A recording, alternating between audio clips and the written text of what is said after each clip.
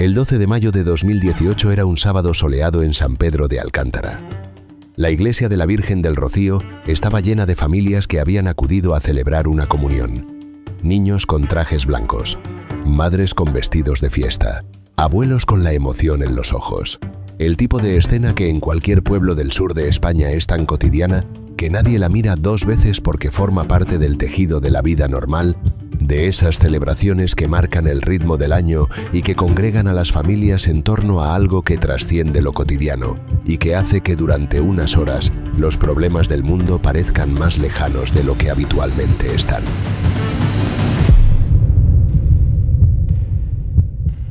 David Ávila, apodado Maradona en los ambientes del narcotráfico de la Costa del Sol, salió de esa iglesia junto a su familia después de haber celebrado la comunión de su hijo. Caminó hacia su coche con esa confianza específica de quien se siente en su territorio, saludando conocidos, moviéndose con la comodidad de alguien que ha pasado años construyendo una red de relaciones en esa zona y que sabe que nadie en su entorno inmediato representa una amenaza.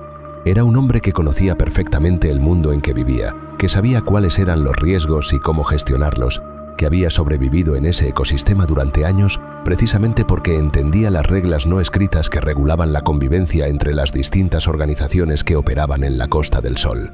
Y en ese momento, en ese escenario de celebración familiar, con su hijo todavía vestido de comunión a su lado, un sicario que lo esperaba entre el gentío abrió fuego.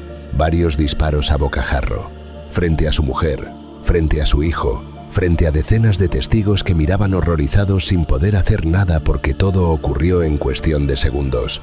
David Ávila murió allí mismo.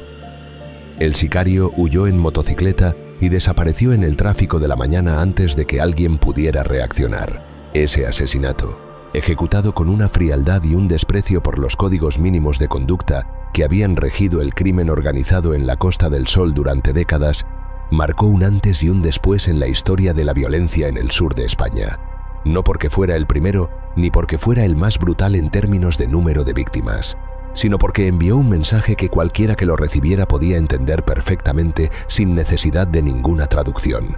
Los que venían a cobrar las deudas del narcotráfico en la Costa del Sol ya no respetaban iglesias ni comuniones, ni la presencia de niños, ni el hecho de que hubiera decenas de testigos civiles que no tenían absolutamente nada que ver con el mundo del narcotráfico. Ya no había líneas que no se cruzaran. Ya no había espacios seguros. Ya no había códigos de honor no escritos que pusieran límites a lo que era aceptable hacer y que habían funcionado durante años como el pegamento que permitía a distintas organizaciones criminales coexistir en el mismo territorio, sin generar el nivel de caos que acabara atrayendo una atención institucional que ninguno de ellos quería. Los autores del asesinato de Maradona no eran criminales locales. No eran miembros de los clanes gallegos, ni de los grupos irlandeses, ni de las redes albanesas que llevaban décadas operando en la Costa del Sol con mayor o menor visibilidad. Eran jóvenes llegados de Malmö, la tercera ciudad más grande de Suecia, con pasaportes europeos en el bolsillo, con movilidad total por el espacio Schengen y con un nivel de violencia y un desprecio por las consecuencias que el sur de España no había visto antes en esas formas específicas. Eran los sicarios suecos. Y la historia de cómo llegaron a Marbella, por qué llegaron, qué los había formado y qué tipo de organización habían construido antes de cruzar el Mediterráneo para cobrar deudas que no eran suyas. Es la historia que necesitas escuchar para entender lo que está ocurriendo realmente en la Costa del Sol. Para entender quiénes son los sicarios de Malmö, hay que entender primero qué es Malmö y qué ha ocurrido en esa ciudad en las últimas 3 décadas. Malmö es la tercera ciudad más grande de Suecia. Una ciudad portuaria en el extremo sur del país, conectada con Copenhague por el famoso puente de Øresund. Es una ciudad moderna, con una arquitectura contemporánea impresionante, con universidades de primer nivel, con una economía diversificada y con todos los indicadores externos de prosperidad y modernidad que se esperan de una ciudad del norte de Europa en el siglo XXI.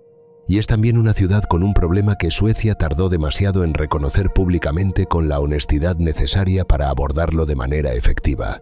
El problema estaba en los barrios periféricos, específicamente en barrios como Rosengård, en la parte sur de la ciudad, donde se concentraba una población de inmigrantes y de hijos de inmigrantes que habían llegado a Suecia en distintas oleadas migratorias desde el norte de África, desde Oriente Medio, desde los Balcanes, buscando la seguridad y la prosperidad que sus países de origen no podían ofrecerles y que habían encontrado en Suecia algo que funcionaba bien en muchos aspectos, pero que tenía una brecha específica y profunda que el modelo de bienestar escandinavo no había conseguido cerrar.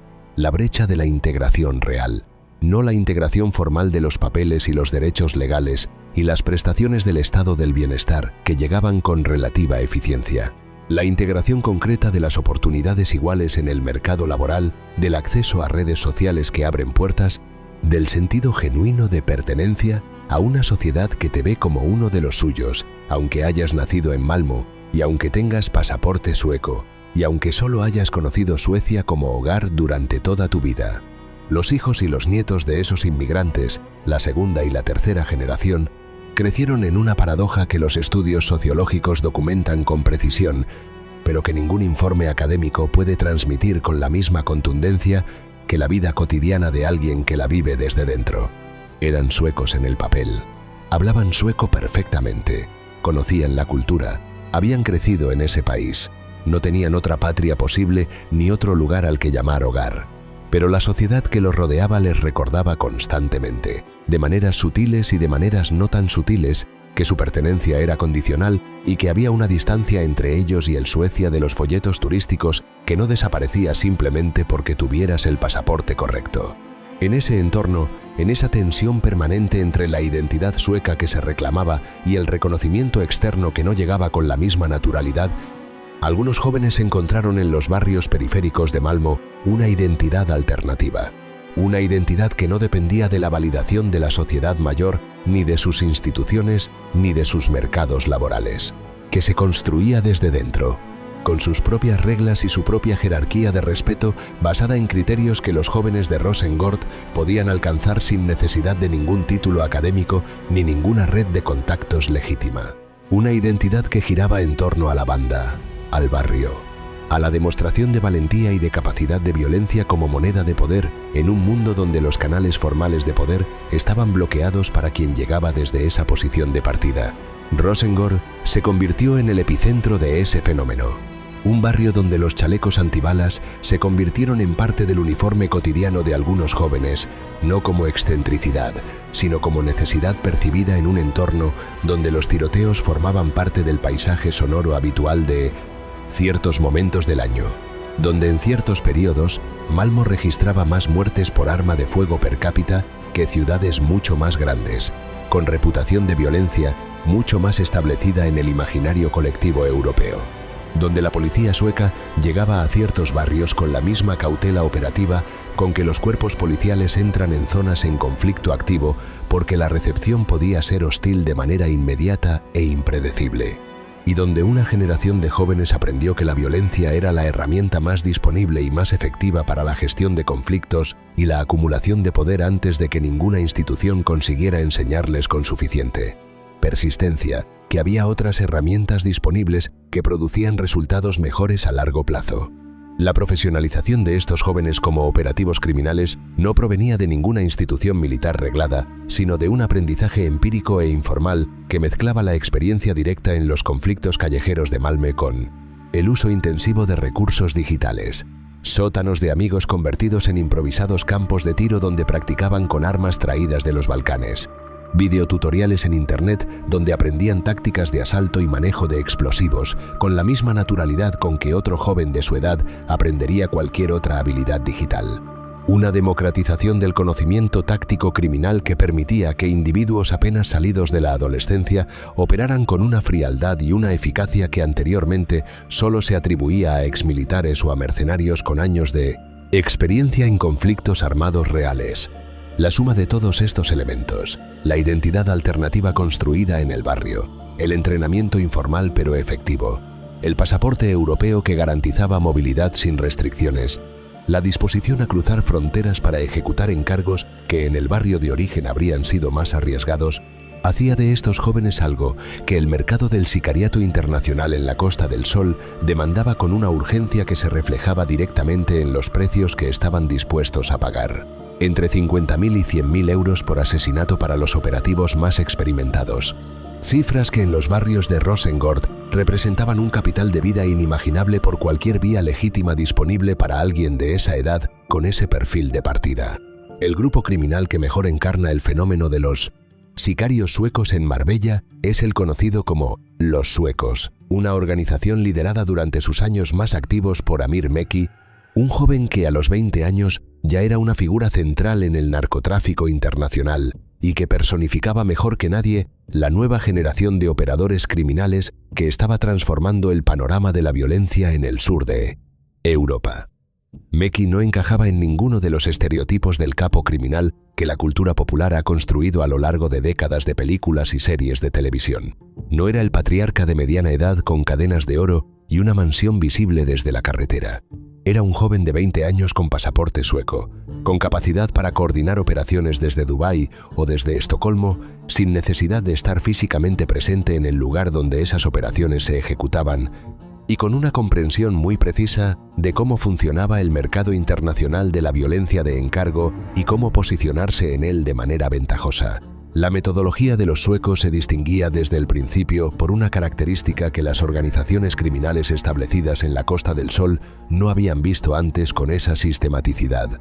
Antes de proceder a la eliminación física de un objetivo, la organización ejecutaba una campaña de sabotaje y de presión psicológica que cumplía dos funciones simultáneas. Por un lado, dañaba económicamente al objetivo y reducía su capacidad de respuesta. Por otro, enviaba mensajes explícitos de que lo que venía después era peor y que todavía había tiempo de resolver la situación de otra manera. Era una lógica de negociación a través de la violencia progresiva que resultaba sorprendentemente racional en su diseño, aunque brutal en su ejecución. El caso de David Ávila, el Maradona, ilustra este método con una claridad que los investigadores que lo estudiaron describieron como casi pedagógica.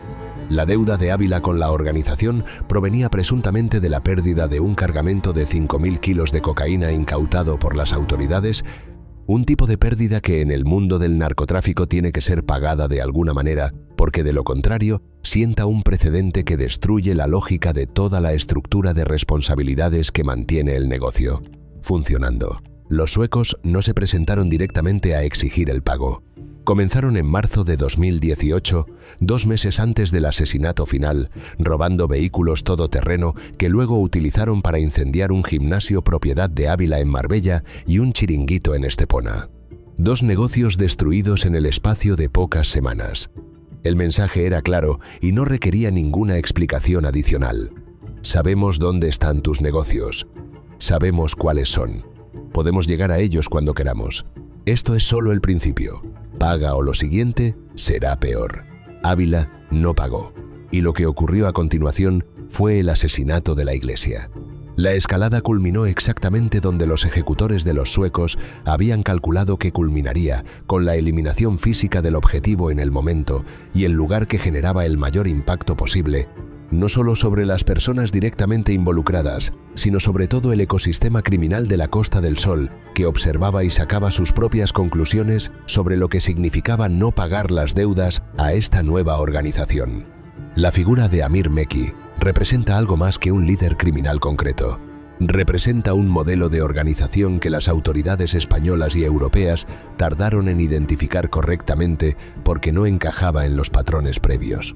No era una organización con territorio fijo, ni con estructura jerárquica rígida, ni con los tipos de lealtades geográficas y familiares que caracterizan a la mayoría de las organizaciones criminales europeas con décadas de historia.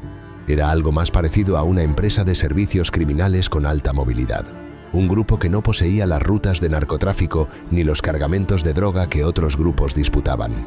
Un grupo que ofrecía capacidad de ejecución violenta como servicio externo a cualquier organización que lo necesitara y que pudiera pagarlo. Ese modelo de negocio, que los analistas de seguridad han bautizado como la uberización del asesinato en referencia a las plataformas de economía colaborativa que conectan proveedores de servicios con demandantes, tenía ventajas estructurales frente a la criminalidad convencional que lo hacían especialmente difícil de combatir con las herramientas tradicionales. No había territorio que defender, no había jerarquía que descabezar, no había líderes que si eran detenidos desarticulaban automáticamente la organización. Había una red de contactos, una reputación de efectividad y una metodología operativa que podía seguir funcionando, aunque algunos de sus miembros cayeran porque otros podían reemplazarlos con relativa rapidez.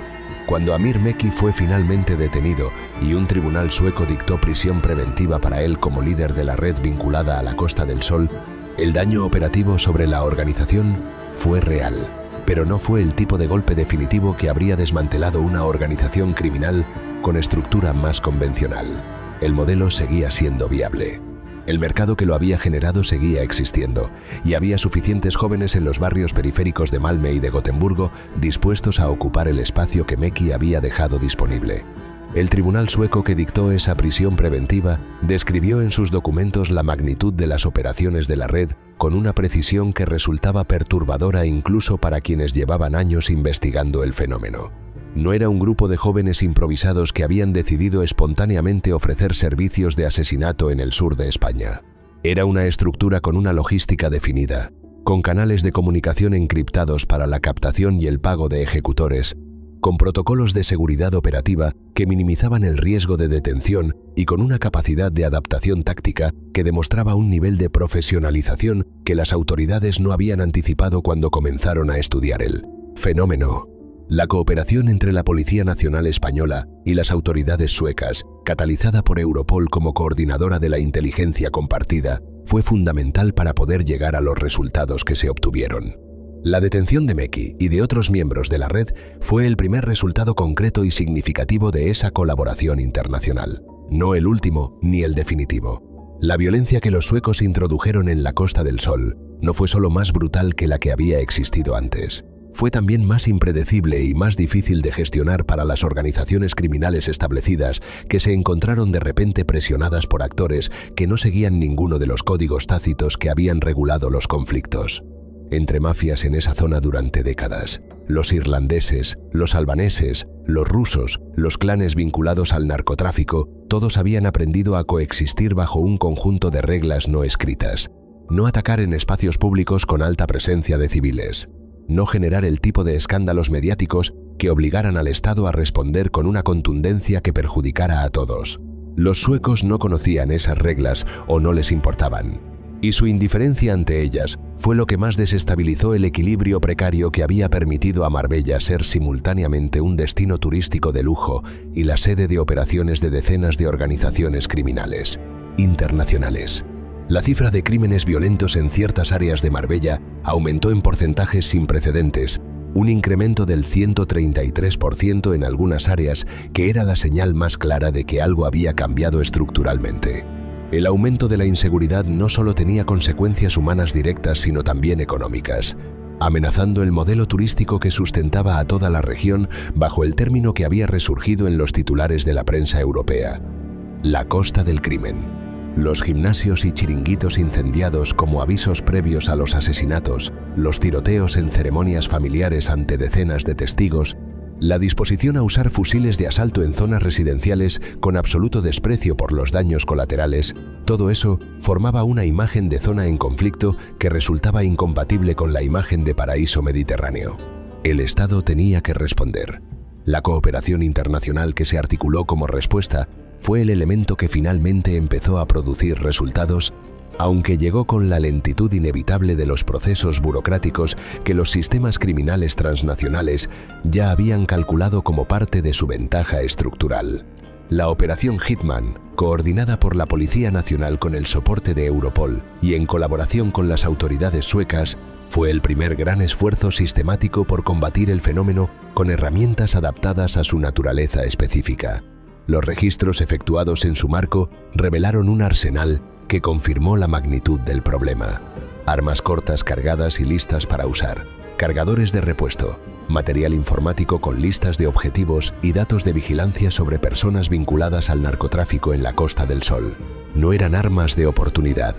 Eran los equipos de trabajo de profesionales de la violencia que habían planificado sus operaciones con el nivel de preparación que en otros contextos podría atribuirse a unidades militares especializadas. En una sola vivienda de Estepona destinada a almacenamiento de arsenal se encontraron 21 armas de fuego. en una vivienda que desde fuera tenía toda la apariencia de un alojamiento turístico normal del tipo que se alquila por semanas en cualquier plataforma de reservas. Los analistas de seguridad europeos señalaban de manera consistente que lo más preocupante no era la escala de los crímenes individuales, sino la velocidad con que el modelo se regeneraba cada vez que una parte de él era desarticulada. La red criminal que conectaba a los jóvenes de Malmö con los objetivos en Marbella no dependía de ningún líder insustituible ni de ninguna infraestructura física que pudiera ser incautada permanentemente. Dependía de relaciones, de reputaciones y de un mercado cuya demanda seguía existiendo con independencia de quién ocupara en cada momento el lado de la oferta. A finales de 2024 y durante 2025, cuando los investigadores creían haber entendido el modelo de los sicarios de Malmö y haber desarrollado las herramientas adecuadas para combatirlo, el fenómeno mutó de una manera que ningún análisis previo había anticipado con suficiente claridad. La estructura que Amir Mekki y los suecos habían establecido evolucionó hacia algo aún más descentralizado, aún más difícil de rastrear, aún más resistente a los golpes operativos que las fuerzas de seguridad habían aprendido a aplicar. Evolucionó hacia el reclutamiento sistemático de menores de edad. La Policía Nacional comenzó a detectar en ese periodo algo que sus analistas describían como la uberización del asesinato llevada a su extremo lógico. Mafias asentadas en el norte de Europa, incluyendo la macromafia holandesa y clanes escandinavos con operaciones en la Costa del Sol, habían empezado a utilizar plataformas de comunicación encriptada como Telegram para subcontratar actos violentos en España con una logística mínima y una exposición legal reducida al mínimo posible. El mecanismo era devastadoramente simple en su diseño. Un reclutador en algún barrio periférico de Malmö o de Gotemburgo publicaba en canales de Telegram específicos con la codificación suficiente para que el mensaje fuera comprensible para el público objetivo, pero opaco para quien lo leyera sin el contexto necesario, una oferta de trabajo para un viaje al sur de España, un vuelo de bajo coste, estancia en un hotel barato y una remuneración de entre 20 y 50.000 euros por una tarea que se describía de manera eufemística, pero cuyo contenido real nadie en ese ecosistema tenía dificultad para entender. Los jóvenes que respondían a esas ofertas eran adolescentes. Algunos tenían 17 años, algunos tenían 16. La red desmantelada en Alicante a finales de 2024 reveló que había menores de 14 años actuando no como ejecutores directos, sino como intermediarios digitales en la cadena de reclutamiento, captando a otros jóvenes y gestionando los pagos a través de canales de Telegram con una fluidez que demostraba que esa actividad se había integrado completamente en sus hábitos digitales cotidianos. Los reclutadores que diseñaron este modelo entendían perfectamente lo que estaban haciendo. El uso de menores de edad como ejecutores o como eslabones de la cadena no era una decisión tomada por descuido ni por falta de alternativas. Era una decisión estratégica que respondía a una lógica de gestión del riesgo legal muy precisa. En España, la ley del menor establece una responsabilidad penal para los menores que no es equiparable a la de los adultos, especialmente para los de menor edad. Un menor de 14 años no puede ser procesado penalmente en las condiciones que se aplican a un adulto. Un menor de 16 enfrenta consecuencias legales significativamente menores que alguien de 20 o de 22 años por el mismo acto. Las organizaciones que diseñaron este modelo habían calculado que el coste legal de usar a un menor como ejecutor era significativamente menor que el coste de usar a un adulto, aunque la efectividad operativa fuera comparable o incluso superior en algunos casos, porque los menores tenían una baja percepción del riesgo real que los hacía más dispuestos a ejecutar sin la excitación que a veces ralentizaba a los coméntaras, operativos más experimentados.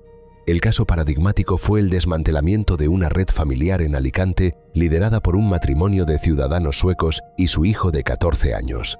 Esta familia actuaba como un hub logístico que conectaba a las mafias del norte de Europa con jóvenes sicarios dispuestos a viajar a la Costa del Sol. La madre y el padre gestionaban la parte estratégica y coordinaban con las organizaciones clientes en Suecia y en los Países Bajos. El hijo de 14 años gestionaba la captación digital, identificando en los canales de Telegram a jóvenes candidatos, evaluando su disponibilidad y su discreción y coordinando los pagos.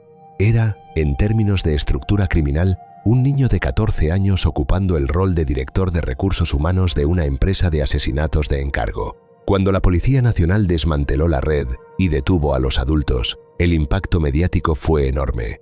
Los analistas de seguridad europeos que cubrieron el caso señalaron que lo más perturbador no era solo la edad del menor involucrado, sino la naturalidad con que esa actividad se había integrado en su vida cotidiana, como si gestionar pagos a sicarios adolescentes fuera una tarea más entre las muchas que ocupaban su jornada, junto con los deberes del colegio y los videojuegos.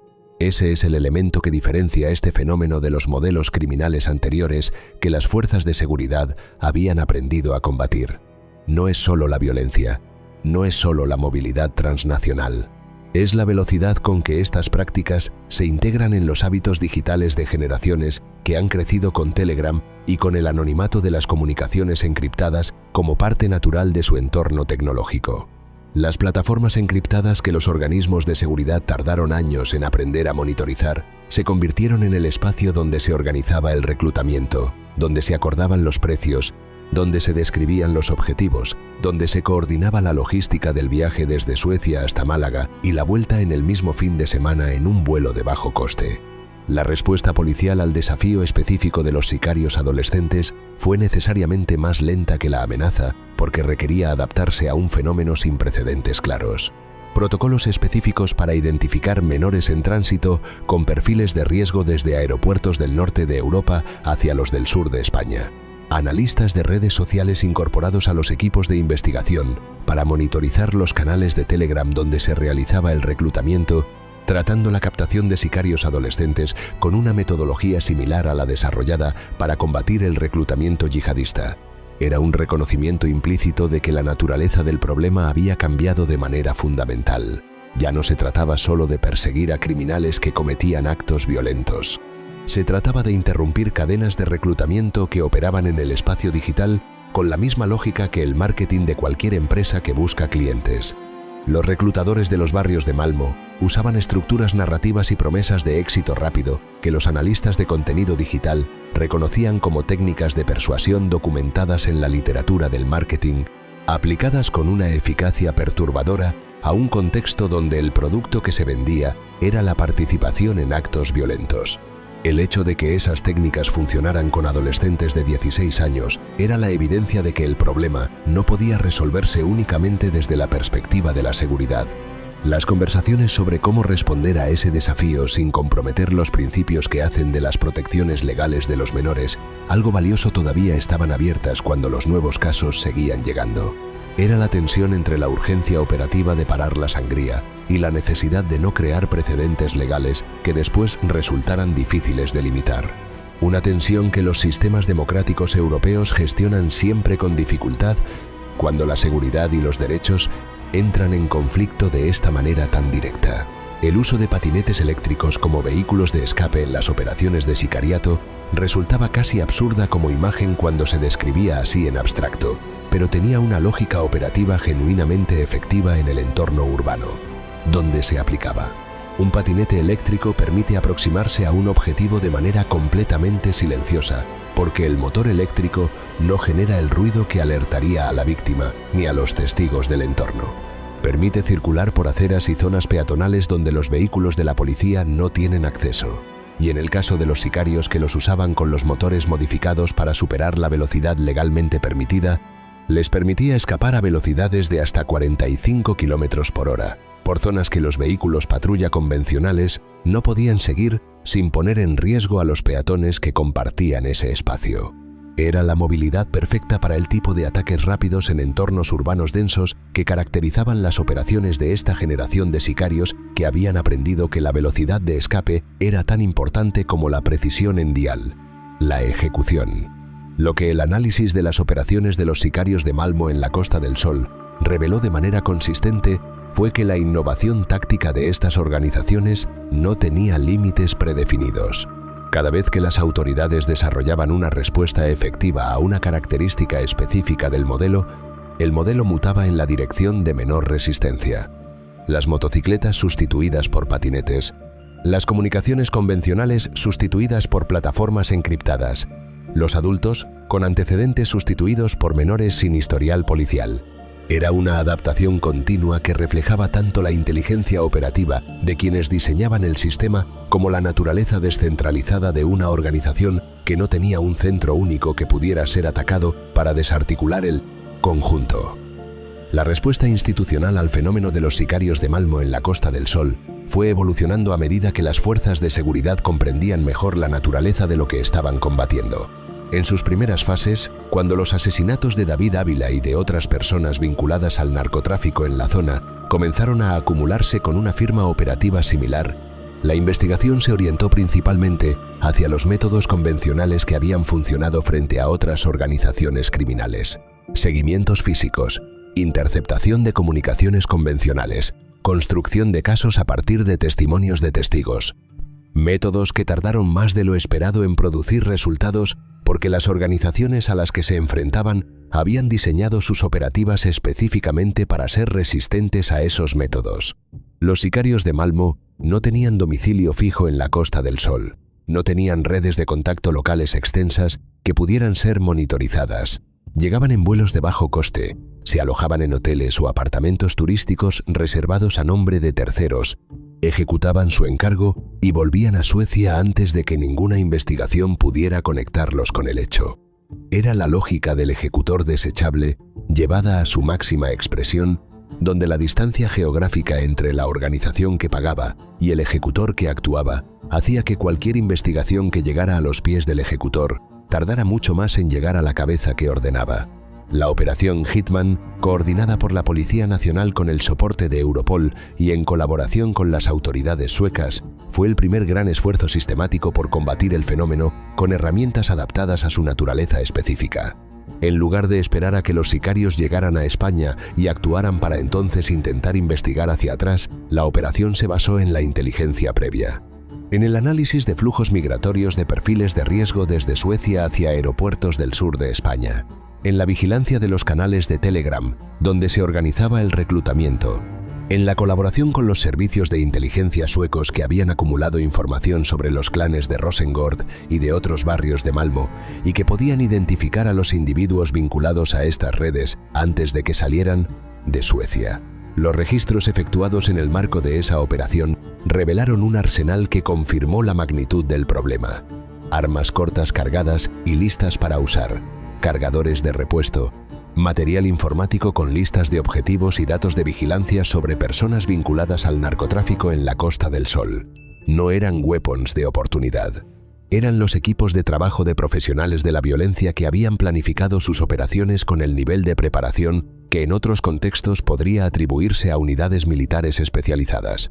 La Operación Lobezno y la Operación Barbas aportaron resultados adicionales que confirmaron tanto la sofisticación de las organizaciones que se enfrentaban como la efectividad que la cooperación internacional podía producir cuando se aplicaba con suficiente determinación y con la velocidad necesaria para no llegar siempre tarde. En estas operaciones se detuvo a ciudadanos suecos y franceses vinculados a intentos de homicidio en Benalmádena, donde las víctimas solo lograron salvar su vida arrojándose por un talud de 30 metros tras ser interceptadas por sicarios, armados con subfusiles. El desafío que estas operaciones revelaron era que los golpes exitosos, aunque importantes en términos operativos y simbólicos, no desarticulaban la estructura subyacente que los generaba. Cada vez que una célula era detenida, el mercado que la había generado seguía existiendo. Las deudas del narcotráfico seguían sin pagarse. Las organizaciones que necesitaban cobrarlas seguían buscando ejecutores. Y en los barrios de Malmö y de Gotemburgo seguía habiendo jóvenes dispuestos a ocupar el espacio que los detenidos habían dejado disponible, a veces con mayor sofisticación todavía porque habían aprendido de los errores de sus predecesores.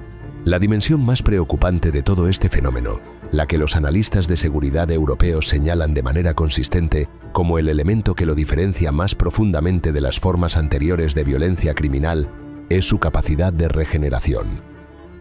Los modelos criminales que dependen de líderes carismáticos e irreemplazables pueden ser desarticulados eliminando a esos líderes. Los modelos que dependen de territorios fijos pueden ser atacados controlando esos territorios. El modelo de los sicarios de Malmö no depende de ninguna de esas dos cosas. Depende de un mercado, el mercado de la violencia de encargo para el cobro de deudas del narcotráfico transnacional, y de una oferta la disponibilidad de jóvenes con las características operativas necesarias en los barrios periféricos del norte de Europa. Mientras el mercado exista y mientras la oferta siga siendo abundante, el modelo seguirá reproduciéndose aunque sus actores concretos cambien. La historia de los sicarios de Malmö en la Costa del Sol es también, en su dimensión más amplia, la historia de la globalización del crimen organizado y de las asimetrías que esa globalización produce cuando los mecanismos de respuesta de los estados siguen siendo fundamentalmente nacionales, mientras las organizaciones criminales operan transnacionalmente con una fluidez que ningún sistema de fronteras puede contener completamente dentro del espacio europeo de libre circulación. El espacio Schengen fue diseñado para facilitar la movilidad legítima entre los países miembros, y ese objetivo se ha conseguido con un éxito indudable. Lo que sus diseñadores no anticiparon completamente fue que esa misma libertad sería aprovechada por organizaciones criminales que distribuirían sus operaciones entre distintos países, de manera que ningún sistema policial nacional pudiera verlas completas desde su posición individual. Un sicario que viaja de Malmö a Málaga en un vuelo de bajo coste es perfectamente invisible dentro del sistema Schengen, mientras no hay información previa que lo señale como persona de riesgo. Y generar esa información previa requiere exactamente el tipo de cooperación internacional que los sistemas de inteligencia europeos han ido desarrollando, pero que todavía en 2025 no funciona con la velocidad y la cobertura que el fenómeno requeriría para ser genuinamente efectiva en la mayoría de los casos. Lo que queda cuando se analiza todo esto con la distancia suficiente para ver el cuadro completo es una paradoja que define la situación de seguridad en la Costa del Sol. El sur de España tiene un problema de violencia que está siendo generado en parte por condiciones sociales que existen a 2000 kilómetros de distancia en los barrios periféricos de una ciudad escandinava que la mayoría de los turistas que visitan Marbella probablemente no serían capaces de localizar en un mapa con precisión. La solución a ese problema requiere actuaciones que van mucho más allá de lo que la policía española o cualquier fuerza de seguridad nacional puede hacer por sí sola. Y el coste humano de ese problema, el coste de los muertos en las iglesias y en los paseos marítimos, lo pagan personas que no tienen absolutamente nada que ver con las deudas del narcotráfico internacional. Lo pagan los vecinos de la Costa del Sol, que un día cualquiera se convierten en testigos o en víctimas de una guerra que no es la suya y cuyos orígenes están tan lejos que resultan imposibles de ver desde donde ellos están. Esa es la historia que nadie te cuenta cuando reservas tus vacaciones en Marbella. Y es la historia que el sur de Europa va a tener que aprender a contar de manera más honesta si quiere encontrar alguna vez las respuestas que necesita. La Operación Lobezno y la Operación Barbas aportaron resultados adicionales que confirmaron tanto la sofisticación de las organizaciones que se enfrentaban como la efectividad que la cooperación internacional podía producir cuando se aplicaba con suficiente determinación. En estas operaciones se detuvo a ciudadanos suecos y franceses vinculados a intentos de homicidio en Benalmádena, donde las víctimas solo lograron salvar su vida arrojándose por un talud de 30 metros tras ser interceptadas por sicarios, armados con subfusiles. Cada operación exitosa era un argumento a favor de que el modelo de cooperación transnacional funcionaba. Y cada nueva célula que aparecía poco después de que otra fuera desarticulada era el recordatorio de que ese modelo todavía no era suficientemente rápido ni suficientemente comprensivo para atacar la estructura que generaba esas células, más rápido de lo que ellas se regeneraban. Si esta historia te ha impactado, si te ha cambiado la manera de ver lo que ocurre realmente en el sur de España, déjalo en los comentarios. Y si quieres más historias del crimen organizado contadas con este nivel de profundidad, suscríbete a Vida Criminal y activa la campana de notificaciones. Nos vemos en el próximo vídeo.